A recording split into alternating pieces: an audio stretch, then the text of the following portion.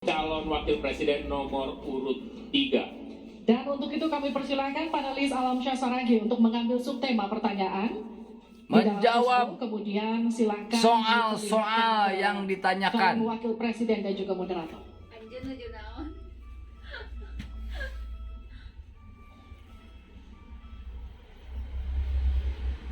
Dimasukkan ke tempat yang kosong tidak apa-apa, Pak. Iya. Tarik saja biar cepat. Yes. Tarik saja Pak, biar cepat Pak. Silakan diperlihatkan ke calon wakil. Hanya cukup di tempat nanti Bapak diangkat dibantu saja oleh- Bapak. Baik. Nah, gitu Pak. Diarahkan ke kami Bapak. Ekonomi kerakyatan digital. Ekonomi kerakyatan digital. Oke. Pertanyaannya ekonomi kerakyatan digital. Bapak Aditya Wardono untuk mengambil undian daftar pertanyaan dari Fisco. Apakah A, B, atau C? Silakan dibuka, Pak. Yes. C. C. Jadi ekonomi kerakyatan digital C. Kita akan buka amplop pertanyaan, Bapak. Masih disegel amplopnya. Masih disegel, Bos. Dan kami ingatkan kepada calon wakil presiden untuk mendengarkan dengan seksama, karena pertanyaan hanya akan dibacakan satu kali. Satu kali pertanyaan dibacakan ya. Pertanyaan untuk calon wakil presiden nomor urut 3, Bapak Mahfud MD, terkait ekonomi kerakyatan dan digital. Digitalisasi membuka akses pasar yang lebih luas, tetapi juga berpotensi merugikan usaha mitra dan konsumen melalui penyalahgunaan data digital. Pertanyaannya, bagaimana kebijakan paslon untuk mengatasi hal tersebut? Waktu untuk menjawab 2 menit, dimulai sejak Bapak menjawab. Kami persilakan. Baik, kalau kebijakan data digital yang terakhir ini kita sudah punya 2 undang-undang yang baru, yaitu undang-undang PDP dan undang-undang ITE yang baru saja diresmikan.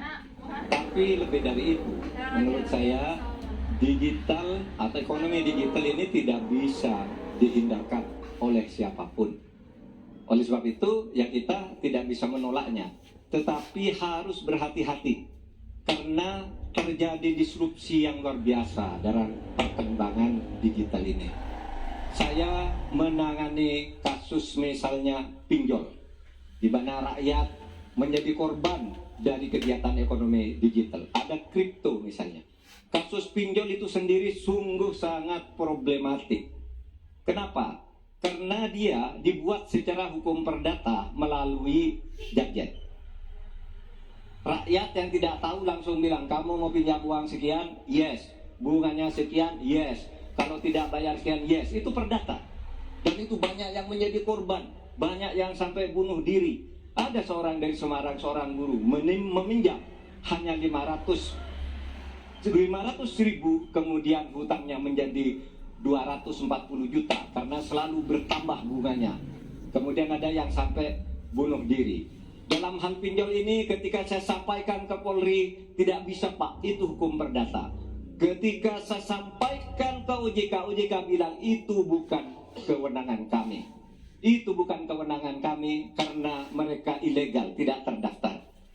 Berkali-kali saya panggil, kemudian saya undang dalam rapat bersama gabungan di Menko Polhukam. Kita nyatakan bahwa itu tindak pidana dan harus segera ditangkap. Itulah dalam sehari kemudian ditangkap 144 orang di hari itu juga. Sekian. Baik. Tepat waktu. Tepat waktu. Selanjutnya kami berikan kesempatan kepada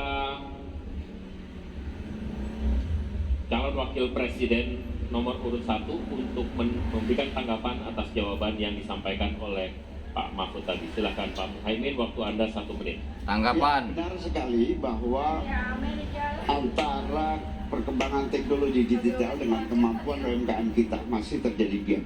Oleh karena itu harus ditindaklanjuti Pak Mahfud. Selain pemberantasan pinjaman online, judi online, ini pun masih harus diselepet lagi karena tidak komprehensif di dalam menangani ini, sehingga pinjol masih merajalela, judi online masih merajalela.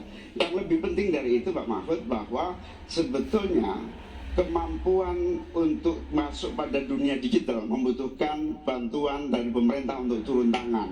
Menangannya apa? Mulai dari literasi digital untuk UMKM, yang kedua membantu push pemasaran bagi keberlangsungan UMKM menghadapi persaingan yang sangat ketat. Di sisi yang lain, kita juga membutuhkan kapasitas teknologi kita supaya lebih bisa membantu, seperti kecepatan dari internet yang sedang ada di masyarakat kita masih sangat rendah. Baik. Selanjutnya kita akan beralih ke calon wakil presiden nomor urut 2, Bapak Gibran Raka Buming Raka untuk menanggapi. Tanggapan Bapak Gibran. Kita mulai sejak Bapak mulai berbicara. Waktunya semenit. Terima kasih. Mungkin kita juga harus hati-hati, selain pinjol dan judi online, kita juga harus hati-hati untuk masalah pencurian data. Untuk itu harus kita kuatkan cyber security dan cyber defense kita. Itu sudah kita lakukan di Solo Teknopark ada sekolah cyber security. Dan yang perlu ditekankan lagi adalah bagaimana para e-commerce ini bisa comply dengan regulasi kita. Jadi sudah tidak ada lagi nanti ke depan yang namanya shadow banning, yang namanya price dumping, yang namanya barang-barang cross border yang membunuh UMKM kita. Kita ke depan harus melindungi UMKM, dan kita ingin sekali lagi, karena tadi Cak Imin bicara masalah literasi keuangan dan literasi digital, ke depan yang kita siapkan harus ada penguatan SDM, penguatan manusia digitalnya. Karena itu kita ingin anak-anak muda untuk ikut andil dalam hilirisasi digital yang akan kita canangkan sebentar lagi. Mohon tenang. Hilirisasi. Saya hargai jika kita semua kooperatif. Terima kasih. Saya berikan kesempatan kepada Pak Mahfud kembali untuk memberikan tanggapan atas tanggapan dari jawaban Bapak yang sudah disampaikan oleh Pak Muhaimin dan Pak Gibran. Waktu Anda 1 menit untuk menanggapi, dimulai dari Bapak menyampaikannya. Alhamdulillah, apa yang diusulkan, ditambahkan oleh Cak Imin dan Mas Gibran itu sudah ada di visi misi kami semuanya. Tinggal baca itu. Sudah ada. Misalnya kalau bicara infrastruktur agar bisa merata tapi aman, kadang-kala kita bicara infrastruktur itu hanya jembatan, rumah, gedung dan sebagainya. Padahal ada 3 infrastruktur yang harus dibangun. Satu infrastruktur fisik seperti yang sekarang ada, lalu infrastruktur regulasi, kemudian infrastruktur digitalisasi. Itu penting dibangun ke depan. Sama terkait dengan itu sudah ada juga cyber security. Bahkan saya sendiri yang memimpin rapat di Menko Polhukam dengan memanggil pihak-pihak yang terkait dengan tugas-tugas ini agar cyber security ke depan ditegakkan dengan sebaik-baiknya agar kita tidak selalu kecolongan. Selesai. Mohon tenang. Belum selesai. Harap tenang. Oke, kita lanjut ya. Kita lanjutkan. Selanjutnya kita beralih ke pertanyaan kedua untuk calon wakil presiden nomor urut 1, Bapak Muhaimin Iskandar. Untuk itu kami persilakan panelis Bapak Agustinus Prasetya Soko untuk mengandung subtema pertanyaan.